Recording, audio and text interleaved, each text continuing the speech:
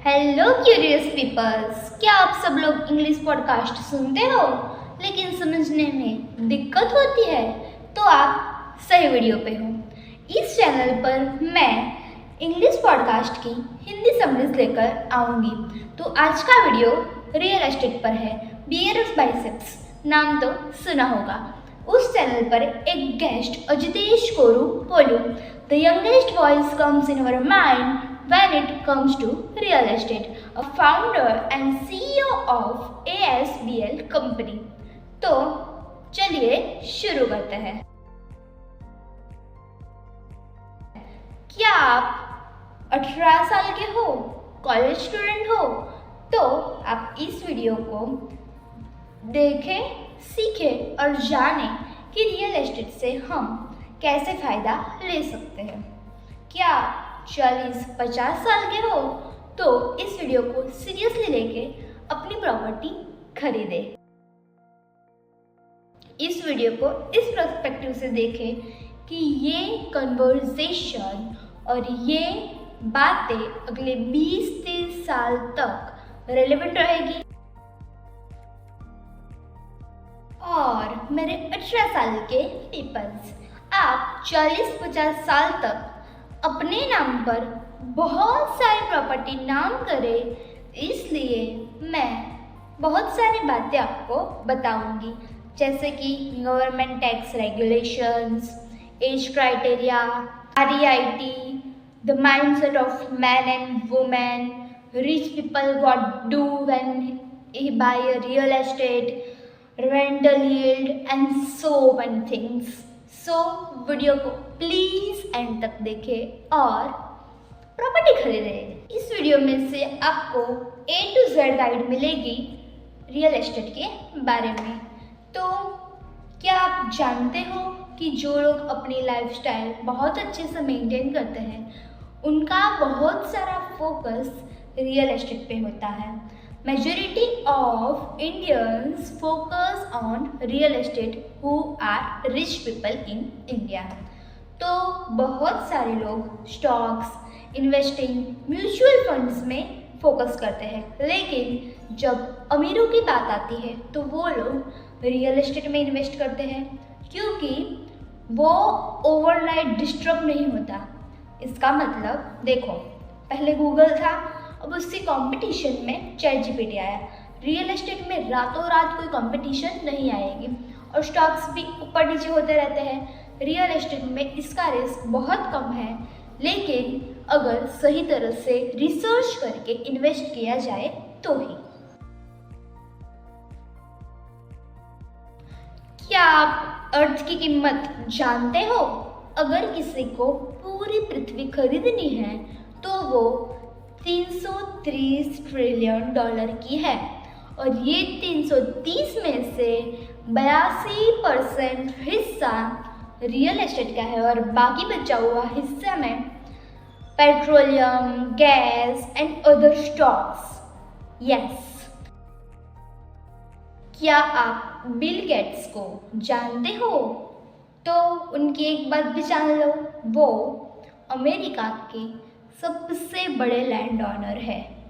उनके पास सबसे ज़्यादा ज़मीन है as compare to others peoples in America. चलिए अब बात करते हैं मेरे प्यारे कॉलेज स्टूडेंट के बारे में। उनको रियल एस्टेट को किस नज़रिए से देखना चाहिए और वो कैसे फ़ायदा उठा सकते हैं रियल एस्टेट खरीद कर। अगर आप स्टॉक में इन्वेस्ट करना चाहते हो तो वेल एंड गुड, लेकिन उसमें रिस्क और पैसा बहुत कम चाहिए होता है। आपको पता है, आप 1000 रुपये से भी स्टॉक में इन्वेस्ट कर सकते हो, लेकिन रियल एस्टेट में ऐसा नहीं है, क्योंकि प्रॉपर्टी बहुत महंगी होती है। तो आप पहले फोकस करें, रिसर्च करें, 1-2 साल तक सीखें और फिर रियल एस्टेट बाई करें, जिससे आपको बहुत सारा मुनाफा हो।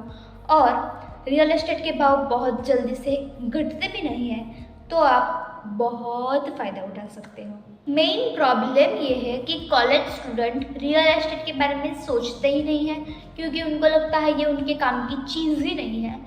सही है, लेकिन अगर सीख के अर्ली एज में मतलब 20, 25 या 30 साल में इन्वेस्ट करते हो तो बहुत मुनाफा होता है, लेकिन वो लोग सोचते ही नहीं हैं क्योंकि मेरे जैसा है। Leverage word comes into our mind when it's come to real estate. तो मैं आपको एक एग्जांपल से समझाती हूँ कि लेवरेज का मतलब क्या होता है।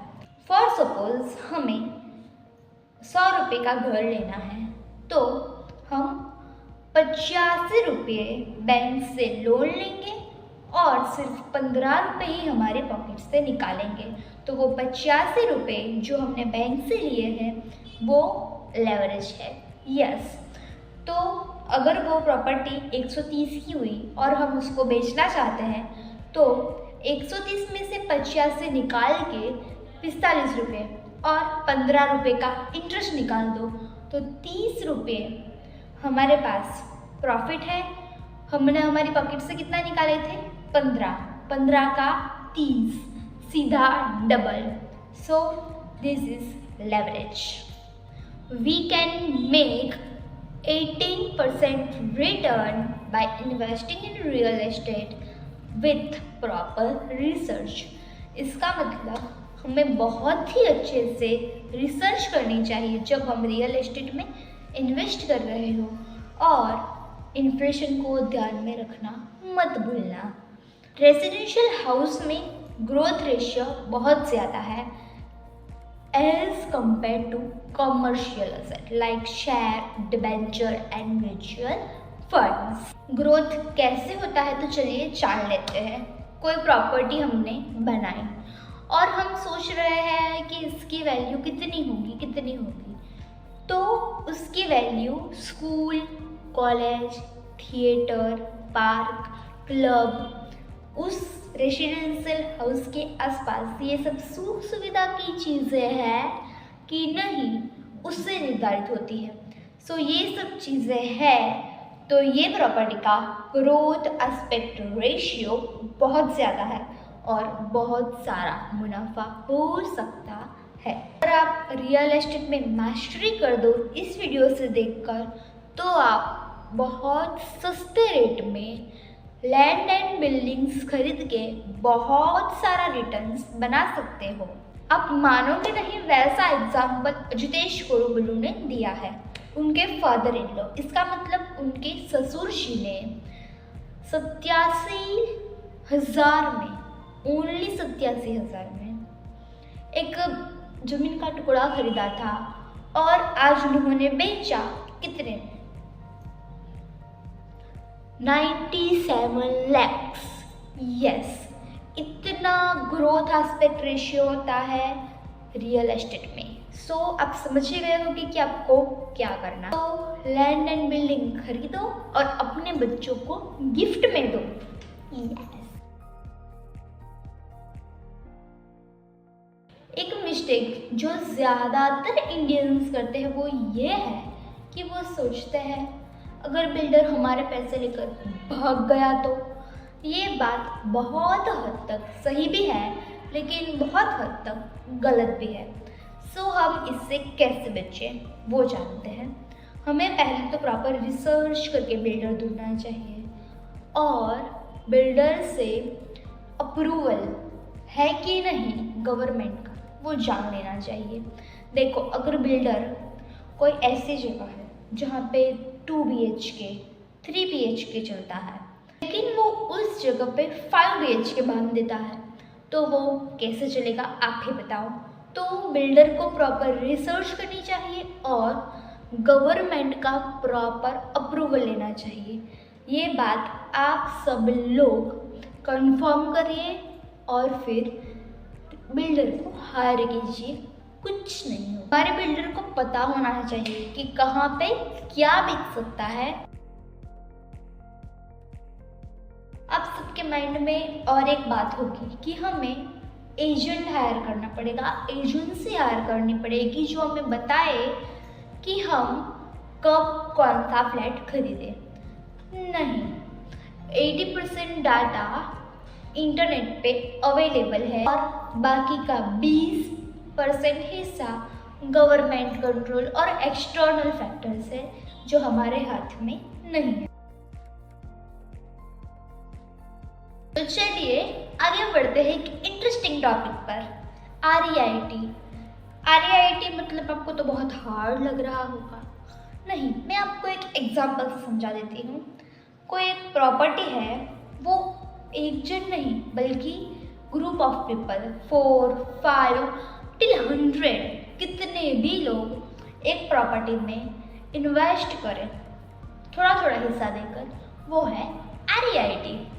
REIT से हम बहुत ही कम पैसों से और बहुत ही छोटे इन्वेस्टमेंट से बहुत सारा रिटर्न पा सकते हैं। रियल एस्टेट की वैल्यू बताऊँ, हम डायमंड को मैन्युफैक्चर कर सकते हैं, रियल एस्टेट को नहीं। तो आपको पता चल ही गया होगा रियल एस्टेट कितनी इम्पोर्टेंट है, डायमंड से भी ज़्यादा। REIT में ऐसा नहीं है कि टॉयलेट मेरा, वो रूम तेरा, वो रूम तेरा, ऐसा नहीं। अगर 2 करोड़ का घर 10% या 20% खरीदे तो सबको आधा आधा हिस्सा देना होगा, और फिर जब उस लैंड की कीमत बढ़ेगी तो वो बढ़ी हुई कीमत को बेच के सब फिर से आधा आधा कर देंगे। इस तरह से REIT में इन्वेस्ट होता है बहुत ही कम पैसों से। आप लोग सोच रहे होंगे कि REIT में इन्वेस्ट तो करूँगी, दिया ने बोला है तो, लेकिन कितने पैसे चाहिए होंगे? सिर्फ 500 रुपये या उससे भी कम रहे जा। और बहुत सारी कंपनीज अपने REITs बेचती है, तो आप लोग खरीद सकते हो, लेकिन 20 की एज में खरीदना इज़ नॉट प्रॉपर गुड, क्योंकि जो गेस्ट आए थे उन्होंने भी 20 की एज में नहीं खरीदा था, क्योंकि कम उम्र में कॉस्ट ऑफ फेलियर बहुत कम होता है। इसलिए अर्ली एज में हमको रिस्क लेकर बहुत सारी चीज़ों पे एक्सपेरिमेंट करना चाहिए।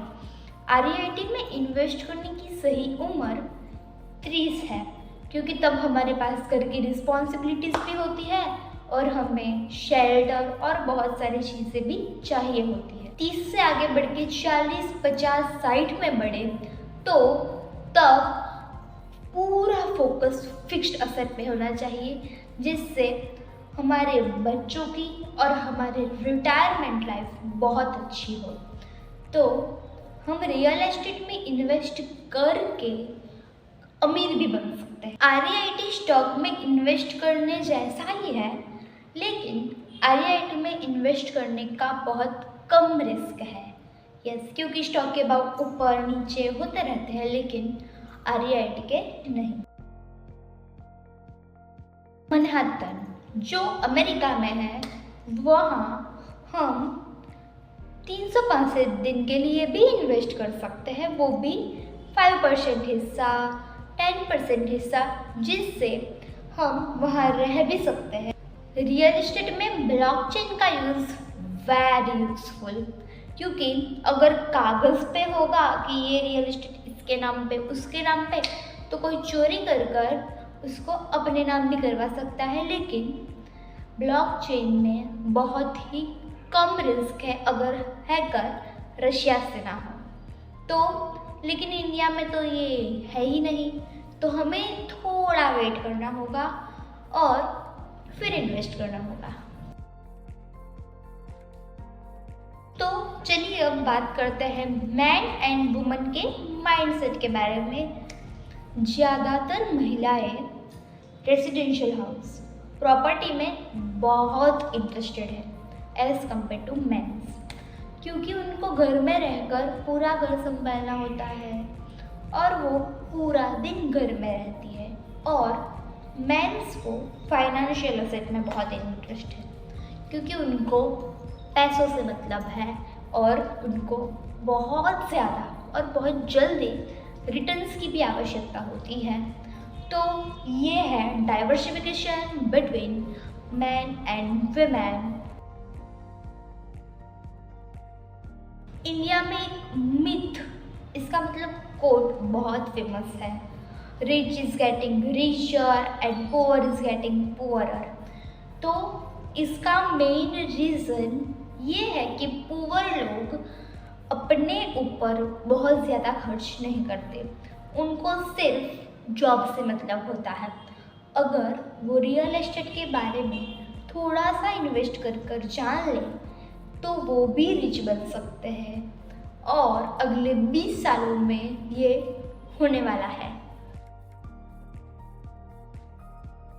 तो चलिए अब बात करते हैं रेंटल यील्ड, किराए की आवक।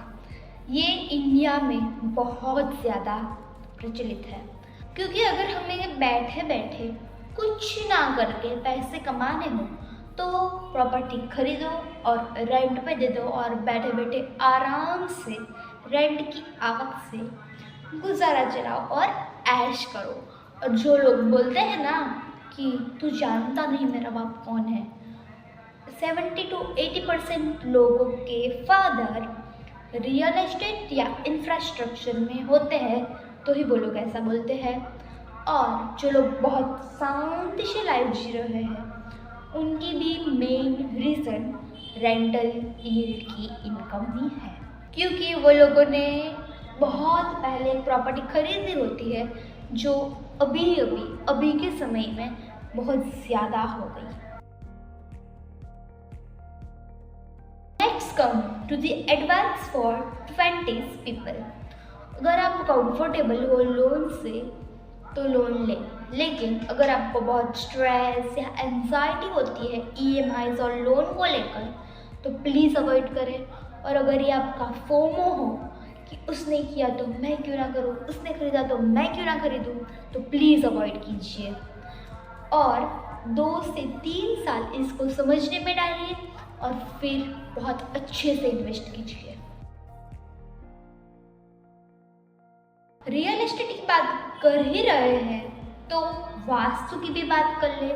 वास्तु में थोड़ा सा हिस्सा साइंस और थोड़ा सा सुपरस्टिशंस होता है, क्योंकि देखो हमारे बोलते हैं ना कि किचन साउथ वेस्ट जहाँ पे सूरज की किरण सीधी आए वहाँ होना चाहिए। क्यों? क्योंकि औरतों का बहुत सारा समय किचन में ही गुजरता है तो उनको विटामिन डी मिलता रहे। और ये सुपरस्टिशंस और साइंस प्लेस टू प्लेस बहुत डिफरेंट होते हैं।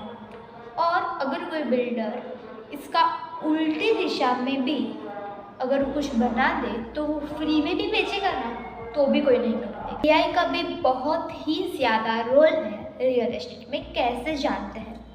अगर कोई बिल्डर के पास बहुत ही बड़ा कॉन्ट्रैक्ट हो और बहुत ही सारे लेबर्स हो तो वो जानता है कि इनएफिशिएंसी होगी, कौन कब आ रहा है वो उसको पता भी नहीं चलेगा, तो वो एक AI मशीन या रोबोट लगाते जिस पे कोई भी लेबर कब आया और कब गया उसकी स्कैनिंग हो, तो इससे ट्रांसपेरेंसी और एफिशिएंसी दोनों बहुत ही अच्छे से बिल्ड होगी। और अगर कोई लेबर नया है और उसको जगह नहीं पता तो उसको गूगल मैप भेज दो और वो वहाँ पे बहुत ही कम समय में पहुँच जाए। रियल एस्टेट एजेंट और बिल्डर को एक बात याद रखनी चाहिए कि वो ज़मीन का टुकड़ा नहीं, इमोशंस, लाइफ बेच रहा है।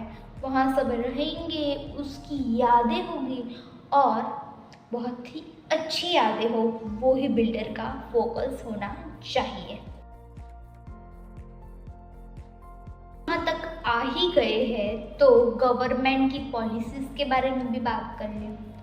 अगर गवर्नमेंट अपनी रूल्स घटा दे और बहुत ही इजी कर दे तो रियल एस्टेट खरीदना बहुत ही आसान हो जाएगा। और एक बहुत ही अच्छी सी बात, जिसकी एनुअल इनकम 7 लाख से कम होती है उनको टैक्स भी नहीं भरना होता, तो आप लोग रियल एस्टेट खरीद सकते हो। और एक मेन बात कि अगर हम पॉलिटिशियंस की गलती निकालें कि उन्होंने ये कर दिया वो कर दिया, ज़मीन ले ली, और बिल्डर्स की भी, लेकिन अगर गवर्नमेंट उनको नए रूल्स जल्दी से नोटिफाई नहीं करेगी तो वो लोग कैसे करेंगे? तो ये नोटिफाई ऑफ रूल्स वो भी बहुत जल्दी होना चाहिए जिससे बिल्डर्स अपने नए डिसीजन जल्दी से ले सकते। और अगर कोई रियल एस्टेट में बिजनेस चालू करना चाहता है, उनके लिए भी बहुत टिप्स हैं कि रियल एस्टेट बिजनेस में बहुत सारी इनएफिशिएंसीज है, तो आप लोग उसको ढूंढो और उसको दूर करो, जिससे आपका बिजनेस भी रेडी होगा और इनएफिशिएंसी भी कम होगी। Production ownership, AI and technology in real estate, इन सब में बहुत सारी इनएफिशिएंसीज है। उसको देखो, जानो और एनालिसिस करो और फिर उसका एक बिजनेस चालू करो। Start experiment, do experiment and you will success. और एक बहुत ही इंटरेस्टिंग बात, अगर आपके पास बहुत ही अच्छा सा आइडिया है तो आप जितेश कोरुपल्लू को कांटेक्ट करके अपना आइडिया बताओ, तो वो आपकी कंपनी में, वो आपके बिजनेस में ज़रूर इन्वेस्ट करेंगे, वो उन्होंने बताया है। Real estate portfolio management is also good job. तो आप जॉब की सर्च में हो या क्या करूँ वो सोच रहे हो, तो ये जॉब आप ही के लिए है। अब बात कर लेते हैं रेरा की। तो रेरा एक ऐसा नियम है जिसमें गवर्नमेंट कहती है कि अपनी प्रॉपर्टी का एडवर्टाइजमेंट मत करो, और रेरा में हर एक प्रॉपर्टी, हर एक कंस्ट्रक्शन को एक नंबर दिया जाता है, वो अप्रूवल नंबर होता है। अगर आपको आपके बिल्डर पे शक हो तो आप उससे रेरा अप्रूवल नंबर भी मांग सकते हैं। हम सेक्टर्स की बात करें तो कंस्ट्रक्शन सेक्टर दूसरा सबसे बड़ा सेक्टर है और फर्स्ट है एग्रीकल्चर। अगर आप कुछ भी ये दो सेक्टर में करो तो आप बहुत ही अच्छे से सक्सेसफुल हो सकते हो। और एक इंटरेस्टिंग बात मेरे सामने आई है, वो है कि अगर कोई वर्कर कैश में सैलरी लेता है तो वो अपना कैश फ्लो बना ही नहीं पाता, वो उड़ा देता है या फिर मेंटेन नहीं कर पाता। अगर उनका मालिक, बिल्डर या कॉन्ट्रैक्टर उनकी सैलरी क्रेडिट ऑनलाइन ट्रांजैक्शन से करे तो वो अपना एक बहुत ही अच्छा कैश फ्लो बना के अच्छे से इन्वेस्ट कर सकते हैं, और रिटायरमेंट की एज में उनके पास एक प्रॉपर्टी होगी, वो भी अपने खुद के नाम पर। The only way to getting rich by creating asset. अपनी असेट बनाओ और अमीर बनो। So thank you for watching my video till the end, and if you got value from this video, please to like, share, subscribe and comment to my channel। अगर आपको ऐसे ही कोई भी पॉडकास्ट की समरी चाहिए तो कमेंट में बताओ, मैं वो पॉडकास्ट की हिंदी में समरी लेकर आऊँगी। Thank you for watching till the and.